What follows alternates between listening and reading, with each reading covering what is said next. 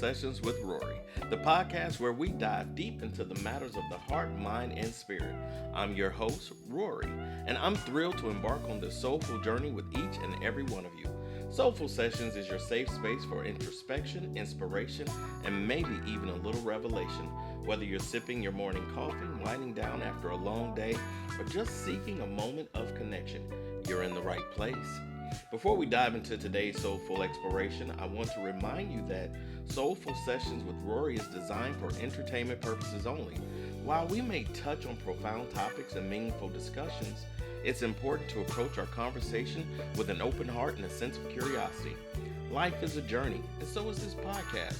We'll navigate the realms of self-discovery, spirituality, and personal growth. But remember, the insights we share here are not a substitute for professional advice or guidance. Always consult with the appropriate professionals regarding your unique circumstances. So whether you're a seasoned seeker or just dipping your toes into the waters of self-exploration, get ready for a blend of wisdom, laughter, and a touch of magic in each episode of Soulful Sessions with Rory. Don't forget to hit that subscribe button so you never miss a soulful moment. Follow me on social media at IG at Listening Veteran, Facebook The Listening Veteran, and Snapchat Soulful Session. To stay connected, share your thoughts, and be a part of this incredible community. Now, let the journey begin. Sit back, relax, and let's fill our souls together. Today's soulful journey takes us on a ride that has been all too familiar in social media lately. Unmasking narcissism, surviving and thriving in a relationship with a narcissist.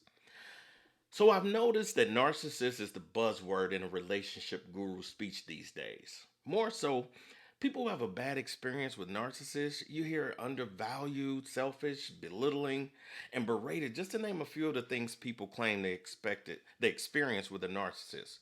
But the question is this: was the person a narcissist, or did they have some narcissistic tendencies? There is narcissism and there's narcissistic personality disorder. I will go into that in a minute. Narcissism can have a serious effect on a person in a relationship. It can leave you questioning your own existence. A person who is deemed narcissist will make you believe they are the victim to an event that they orchestrated. I want to discuss this topic because I've been on the receiving end of being with a person who was a narcissistic.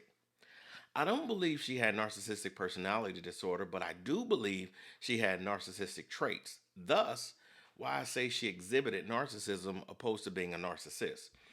Oxford.com describes or defines narcissism as an excessive interest in or admiration of oneself and one's physical appearance. The definition goes on to say it's self-centeredness arising from failure to distinguish the self from external objects, either in very young babies or as a feature in mental disorder. Narcissism is not to be confused with narcissistic personality disorder, which is a mental health disorder that is defined by the Diagnostic and Statistical Manual of Mental Health Disorders, commonly referred to as the DSM-5, in the therapeutic world. It states typical features of narcissistic personality disorder, NPD, are variable and vulnerable self-esteem with attempts at regulation through attention and approval seeking and either overt or covert grandiosity. In layman's terms, it's a person who has self-esteem problems that they hid by pretending to be larger than life, grandstanding, and constantly seeking praise in one form or another. According to the DSM-5, to be considered to be diagnosed with NPD, you have to meet two or more of the characteristics in four specific areas. This part is taken directly from DSM-5, and it says, A, moderate or greater impairment in personality functioning manifested by characteristic difficulties in two or more of the following four areas. Number one, identity. Excessive reference to others or self-definition and self-esteem regulation, exaggerated self-appraisal, inflated or deflated, or vasculating between extremes, emotional regulation mirrors fluctuations in self-esteem. I gotta pause. Let's address the word vacillating. Because if you're like me, what the hell does that mean? Because I don't know. Well, according to Oxford, it means alternate or waver between different opinions or actions to be indecisive. So, rereading that, vacillating between extremes. Okay, now I can see how that fits. An example would be always asking you what you think of them or them telling you who they are in a fashion that makes them appear larger than life. Do you know who I am? You know those people. Number two, self direction. Goal setting based on gaining approval from others. Personal standards are reasonably high in order to see oneself as exceptional, or too low based on the sense of entitlement, often unaware of own emotions. So, my bodybuilding friends and fitness models may be upset because a lot of them have these characteristics. But you know who else has these characteristics? Preachers. Yikes, I know, right? The people telling you that you need to lose weight or get better job or you need to enhance this or that, etc. Right? Number three, empathy. Impaired ability, hear that word again, impaired ability to recognize or identify with the feelings and needs of others, excessively attuned to reactions of others, but only if perceived as relevant to self, over or understatement of own effects on others. In other words, this is me talking now. They don't care what's going on with you unless it directly affects them and they can become the center of attention. For instance, it's your birthday or graduation, and it becomes about what they did for you, or it becomes about how they feel about your birthday. Where all the center of attention switches from that person or people to them. So, that. And number four, intimacy. Relationships largely superficial and exist to serve self esteem regulation. Mutuality constrained by little genuine gesture interest in others, experiences, and predominance of a need for personal gain. Yep, you guessed it, no cuddle time. If it does not serve their purpose, then it's irrelevant. That's why they can be intimate with you as long as it appeals to their needs. If you're stroking their ego in the process, you're probably going to lose them. So, this is just one of those examples where this person is being intimate or affectionate to serve their own self purpose, making you feel good so they feel good. This information, minus my ad libs, is taken from the American Psychiatric Publication, Diagnostic Manual of Mental Health Disorders. Excuse me, Diagnostic and Statistical Manual of Mental Health Disorders, DSM 5. So, I want to make it clear. Just because someone has a love of self does not mean they are a narcissist. You can love being fit, the job you do, and the position you hold without being a narcissist or portraying narcissistic tendencies. It's important that you understand the difference. The difference is that these people need others to validate their greatness, but also pay attention to the other criteria regarding self direction, intimacy, and empathy that determine NPD. Sometimes we don't take into consideration consistency. Is this the usual behavior of this person? How did they get to this point? And what role do I play in their behavior? The good news, it probably has nothing to do with you. So there are several possibilities on how someone got this way. Number one, genetics. I mean, literally, it can be a learned behavior based off upbringing and their family. Another possibility is neurological problems. The brain structure of a person can affect a person's self awareness as well as their empathy, according to some studies. I'm trying not to discuss all the mumbo jumbo that comes along with this. However, I think it makes a difference understanding possibilities of why as I continue. Number three, it could be clearly childhood experiences regarding attachment and parenting. You know the participation trophy effect. I made that term up, by the way. But in simpler terms, undue praise that clearly was not warranted. Undue praise. Meaning you're just saying, oh, good job. And they really didn't do a good job. Then there's the possibility of social factors such as promotion of individualism, competition, and success by any means necessary in the society in which they grew up. Then there's also adhering to the unrealistic standards of beauty, success, and achievement through media. It can be formed through defense mechanisms as well as certain psychological factors like low self esteem, low self worth, or a fear of vulnerability. Now that we've gotten some of the particulars out of the way, what are we to do about them? Let's discuss unhealthy relationships and healthy relationships with people who are narcissists or have narcissistic traits. You hear it all the time: run! Well, that may not always be the best course of action when you love that person. So let's get into it. The good, the bad, and the ugly when dating a narcissist. If you've ever been with a narcissist, you may be familiar with how they intentionally make you feel. They can make you feel like the best person in the world. They are usually very attentive. They may provide you gifts or do things for you that no one else has ever done for you.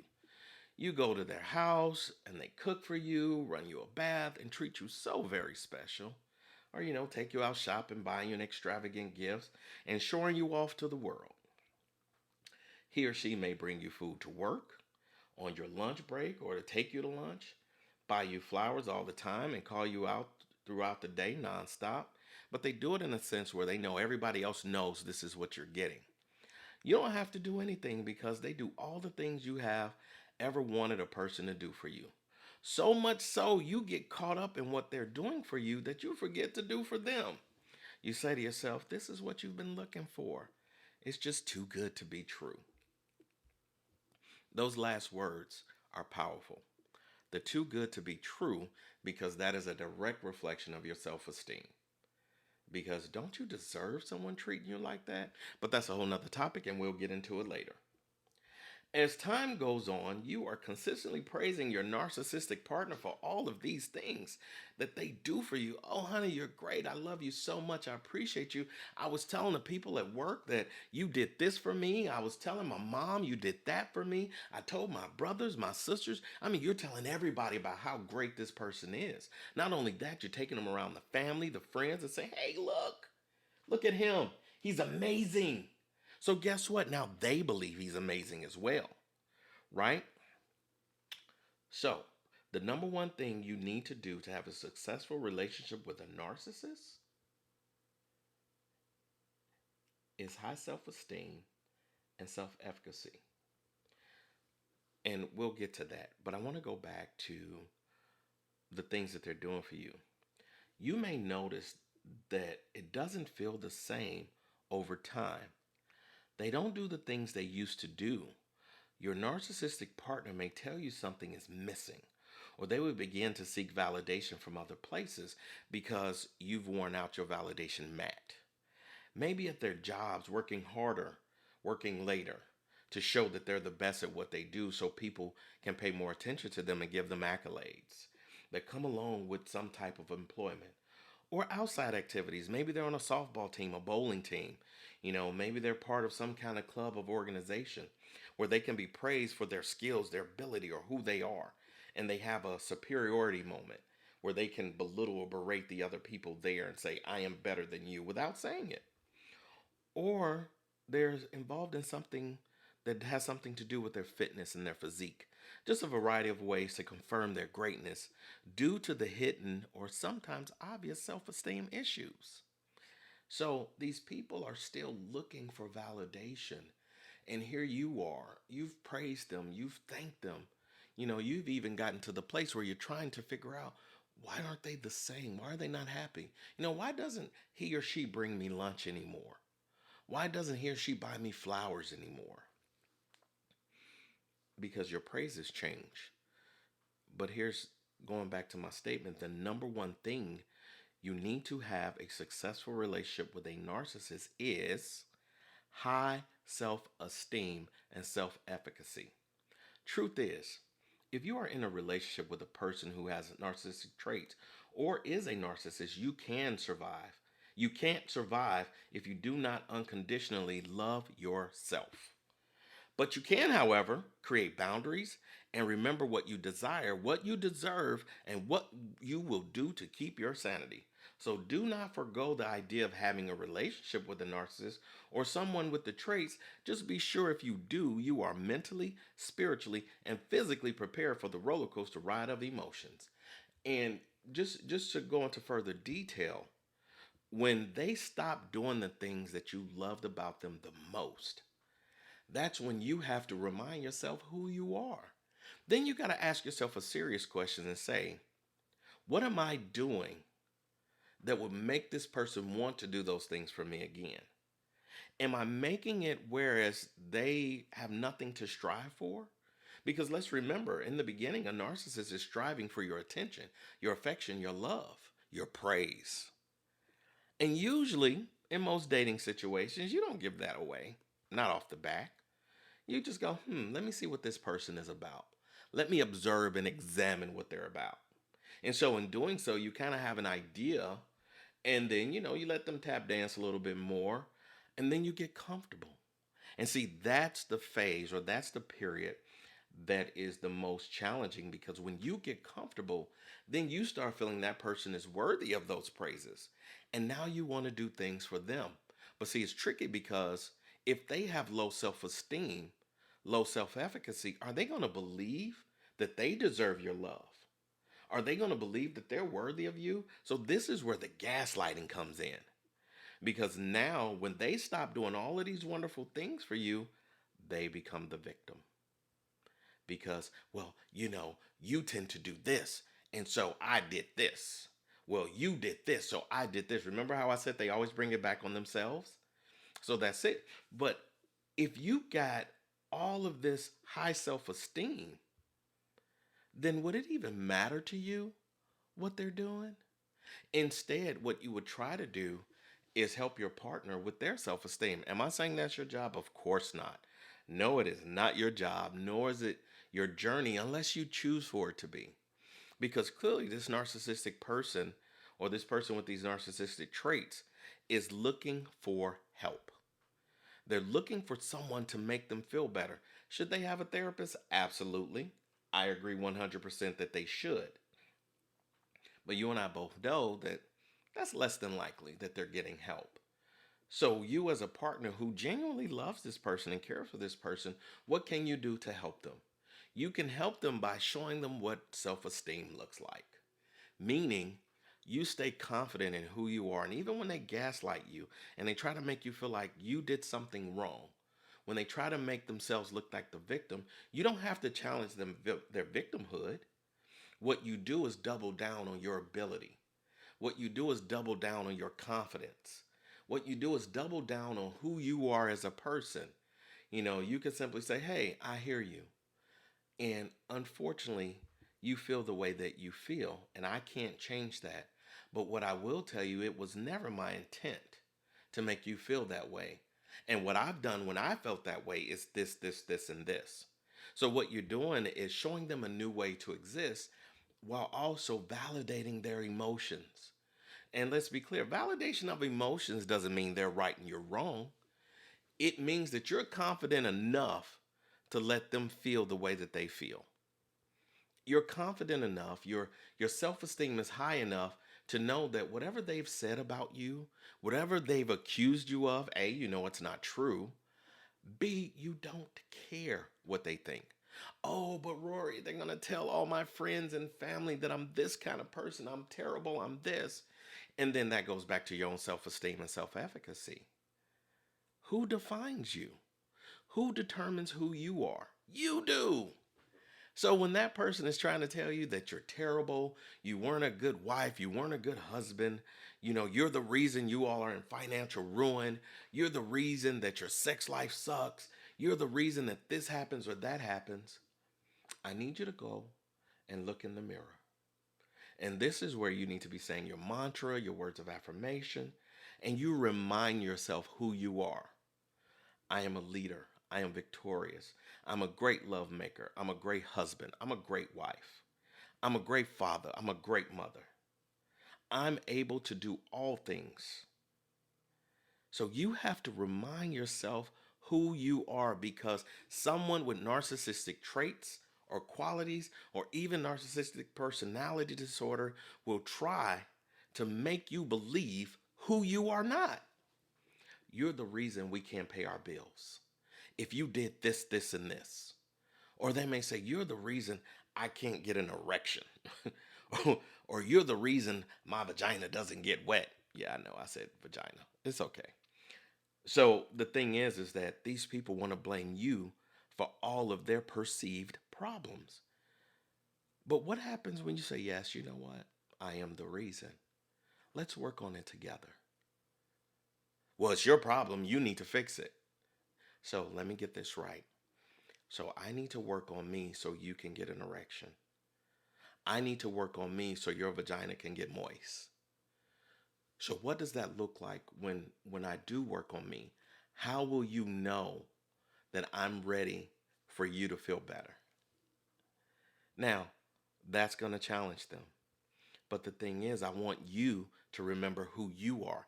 I don't want you ever to fall into this slump of, oh my God, I'm ruining my marriage. I'm ruining my relationship. I should have done this. I should have done that. No, because what we don't want you to do is forego your self esteem to secure someone else's.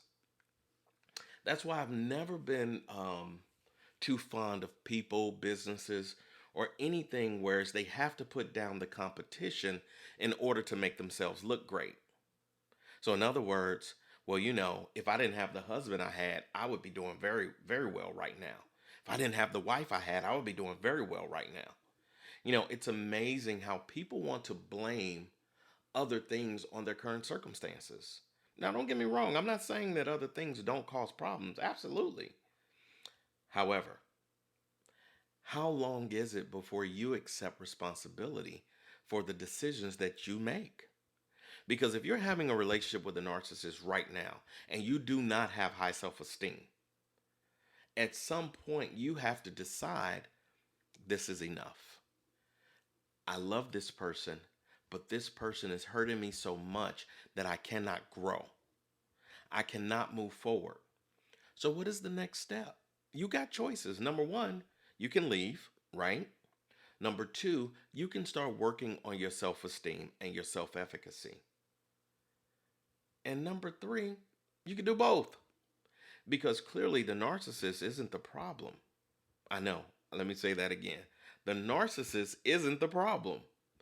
The person with the narcissistic personality disorder isn't the problem.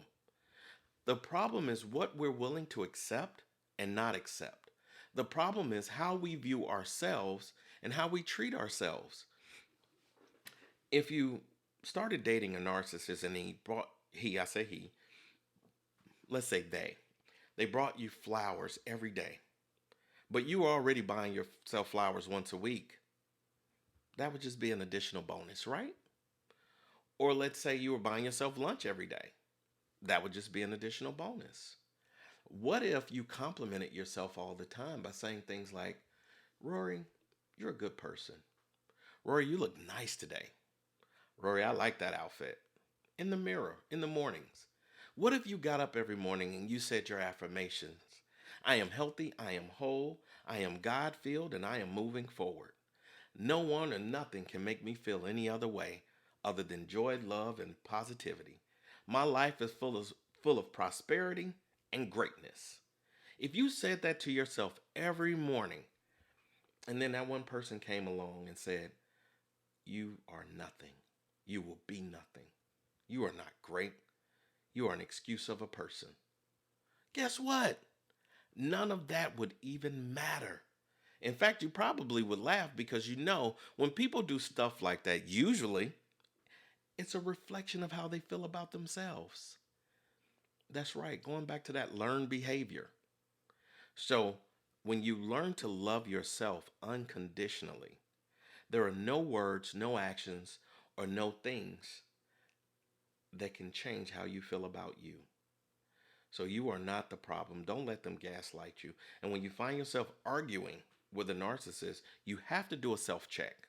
Why am I arguing with someone who does not determine who I am? Why am I arguing with someone who does not validate me? I validate myself, which brings me to infidelity. A narcissist or a person with narcissistic tendencies, when they cheat on you, whether it be emotional, physical, whatever it may be, they're still looking for that validation. They're still looking for that feel good. And then, of course, they do like to blame you. Oh, well, if you would have been showing me more attention, if you've been showing me more affection. And in most cases, you're showing them a ton of attention and affection. And so you're baffled, like, what am I not doing? What am I doing wrong? Well, there's nothing you're doing wrong. It's a lot of times that they're still seeking validation. So it's a them problem and not a you problem, but they're going to blame you for their them problem. Yeah, I know, right? And that goes back to, the conversation, the communication. What is it that you need, narcissistic person, in order for you to feel good about us? What would you like for me to do more of? Shall I clap more? Shall I come to your job and praise you in front of your peers? Should I send you flowers? Should I let everybody know how great you are and how much I love just being a part of your world? Because what we do is we get angry and we belittle and berate them even more. And that usually causes a fit of rage or even more depression on their part. But if you want to help them, show your own confidence, showing your own self esteem being high. Walk through the room knowing that you are great. Because, see, you being their trophy, that in itself is validating them. Look at my wife. She's gorgeous. She's amazing. Look at my husband. He's amazing. He's everything you could ever want in a man. Yeah, it's a little weird, but it exists. Now, I do want to say that everything that I've said about narcissists and narcissism, is an opinionated statement. I've gotten some factual data, but all of this is just my own personal opinions. What I would like for each and every last one of you to do is decide for yourself. What is it that you feel? Because in these soulful sessions, it's just some sessions for the soul. Just a personal opinion and some insight from somebody who knows who he is. And I'm validated by me. So I welcome any comments. I welcome any concerns. You can email me at Soulful Sessions. Excuse me, you can email me at support@soulfulsessions.com. And I look forward to hearing from each and every last one of you. So I want to say thank you, beautiful souls, for joining us today on another enlightening episode of Soulful Sessions with Rory as we navigate the depths of introspection and explore the boundless possibilities of the human spirit. Remember that your journey is uniquely yours, and every twist and turn is a sacred part of your story. Embrace the whispers of your soul and may the echoes of our conversation linger in your heart, sparking a flame of self discovery. Until we meet again in the realm of shared wisdom, stay true to your essence, stay connected to the rhythm of your soul, and always remember that you are a masterpiece in the making. Wishing you love, light, and infinite possibilities on your soulful journey. Until next time, this is Rory, signing off with gratitude and reverence for the magic that resides in each and every last one of you.